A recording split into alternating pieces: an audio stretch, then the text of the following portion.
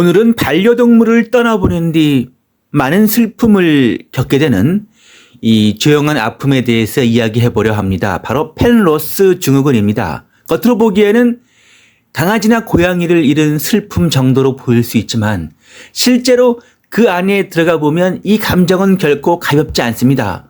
오히려 어떤 분들에게는 가족을 잃은 것과 비슷한 충격으로 다가오기도 합니다.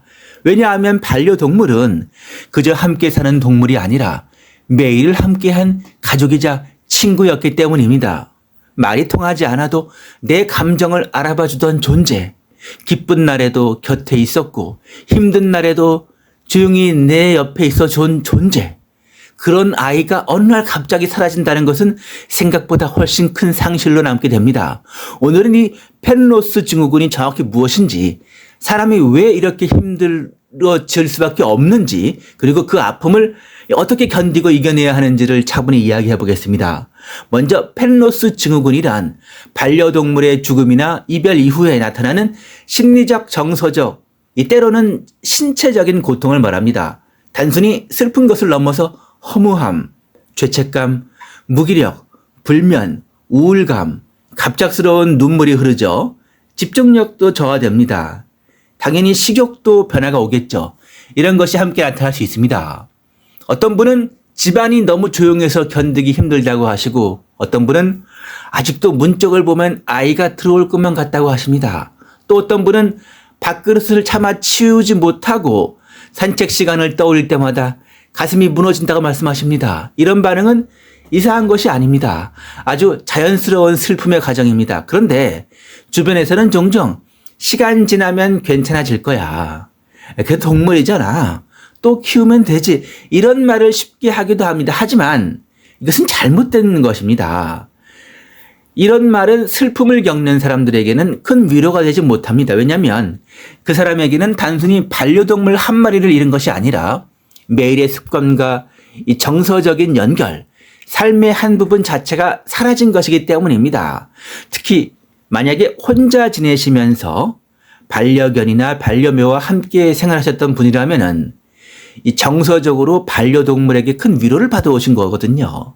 오랜 시간 함께한 아이를 떠나보내시는 분들은 그 상실감이 훨씬 크게 다가올 수 있습니다. 그렇다면 사람은 왜 펜로스를 이렇게 깊게 겪게 되는 걸까요?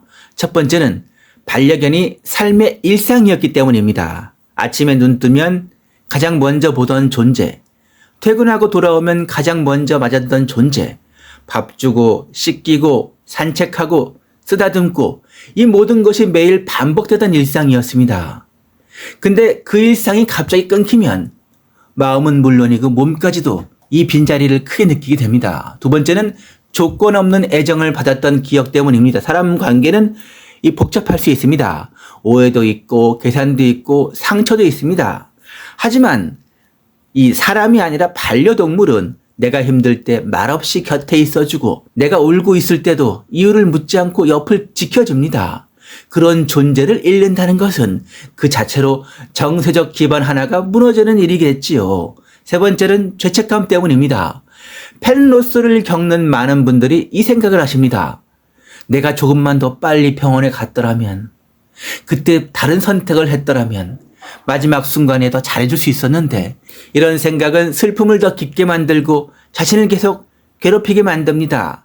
하지만 꼭 기억하셔야 합니다.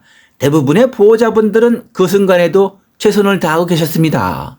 완벽하지 못했다고 해서 사랑이 부족했던 것은 아닙니다. 후회가 남는다는 것은 그만큼 정말 사랑했다는 뜻일 때가 많습니다. 네 번째는 주변에서 슬픔을 제대로 인정해주지 않는 경우가 많기 때문입니다. 사람을 잃었을 때는 조문도 하고 위로도 받죠. 하지만 반려동물을 떠나보냈을 때는 충분히 슬퍼할 기회조차 갖지 못하는 경우가 많습니다. 그러다 보니 슬픔이 밖으로 나오지 못하고 마음속에 오래 눌러앉게 되는 것입니다. 그렇다면 이 펜로스의 아픔을 어떻게 이겨내면 좋을까요? 먼저 첫 번째는 내가 지금 힘든 내 슬픔을 부정하지 않는 것입니다. 이 정도로 힘들면 안 되는데 내가 너무 예민한 건가? 이렇게 자신을 억누르지 마셔야 합니다. 지금 슬픈 건 당연합니다. 많이 울고 싶으면 우셔도 됩니다. 자꾸 생각나면 생각하셔도 됩니다. 슬픔은 억지로 없애는 것이 아니라 지나가도록 허락해 주는 것이 더 중요합니다. 두 번째는 떠난 아이를 마음속에 지우려고 하지 마세요. 많은 분들이 잊어야 하는 것이 덜 힘들게 할 거라고 생각하십니다. 하지만 그렇지 않습니다. 생각했던 존재는 있는 것이 아니라 기억의 방식이 바뀌는 경우가 더 많습니다. 처음에는 떠올릴 때마다 눈물이 나겠죠, 당연히. 하지만 시간이 지나면 그 아이를 생각하며 미소 지을 수도 있는 겁니다. 사진을 정리해도 좋고, 짧은 편지를 써도 좋고, 작은 추억 상자를 만들어도 좋습니다. 그 아이가 있었다는 그 사실, 없애려 하지 마시고 소중한 기억으로 옮겨 넣는 과정이 필요합니다. 세 번째는 죄책감과 책임감을 구분해야 합니다. 보호자분들은 사랑이 크기 때문에 모든 책임을 본인에게 돌려버리죠. 하지만 생명에는 내가 통제할 수 없는 부분이 분명히 존재하죠. 우리는 인간일 뿐입니다. 질병도 오고 노화도 오고 예상하지 못한 상황은 당연히 오죠. 내가 할 수 있는 범위 내에서 최선을 다했다면은 그 사실을 스스로 인정을 하세요. 계속 자기 자신을 내가 왜 나의 반려견을, 나의 반려묘를 떠나보냈을까라는 것을 스스로를 벌 주려고 하지 마시고, 떠난 아이가 바라는 것도 그런 것이 아니라 자신을 자기 주인이 마음속에서 보내주길 바랄 것입니다. 네 번째는 혼자 견디지 않는 겁니다. 이 비슷한 경험을 한 사람과 이야기하는 것만으로도 큰 위로가 될 수가 있습니다. 가족, 친구, 그리고 반려동물을 키워본 사람, 제가 생각할 때는 이것이 참 중요할 것 같아요. 그러니까 경험을 해본 사람, 그러니까 반려동물을 키워본 사람과 대화하는 것이 참 중요하다. 아니면 온라인 이 커뮤니티에서 좋습니다. 나도 그랬어. 그 마음 이해해. 이 한마디가 무너진 마음을 조금 붙잡아 주기도 합니다. 만약에 정말 그런 사람이 주변에 나에게 그런 위로의 말을 해줄 사람이 없다면 한번 일기를 써보세요. 많은 도움이 됩니다. 오늘 내가 어떤 생각을 했는지, 오늘 정말 나에게 가장 힘들게 한 건 뭔지, 나의 그 반려견에게, 반려묘에게 무슨 말을 하고 싶은지 솔직하게 한번 적어보세요. 말로 다 하지 못하는 감정이 글로는 조금 정리가 되기도 합니다. 다섯 번째는 일상을 완전히 놓아버리지 마세요. 반려동물이 떠난 뒤에는 아무것도 하기 싫어집니다.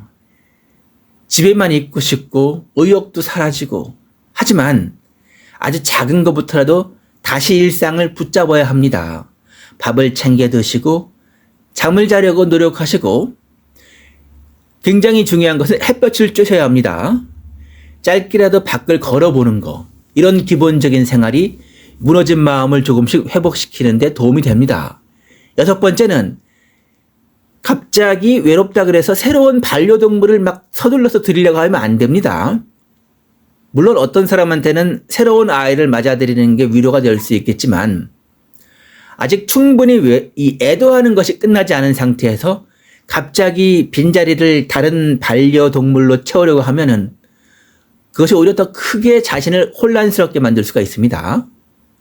일곱 번째는 이 슬픔이 너무 오래 깊어진다면은 이 전문가의 도움도 사실 필요할 수가 있어요. 이 슬픔이 몇 주, 몇 달이 지나도 너무 힘들고 이런 불면증도 오고 자책도 오고 무기력이 온다면은 전문가의 도움을 받아보는 것도 이 상담센터라든지 그런 곳을 찾아가서 전문가의 도움을 받아보는 것도 필요할 수 있습니다.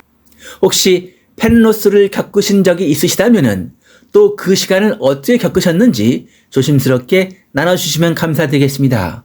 떠난 아이들은 짧은 시간을 살았지만 우리 마음속에서는 아주 오래 살아 있습니다.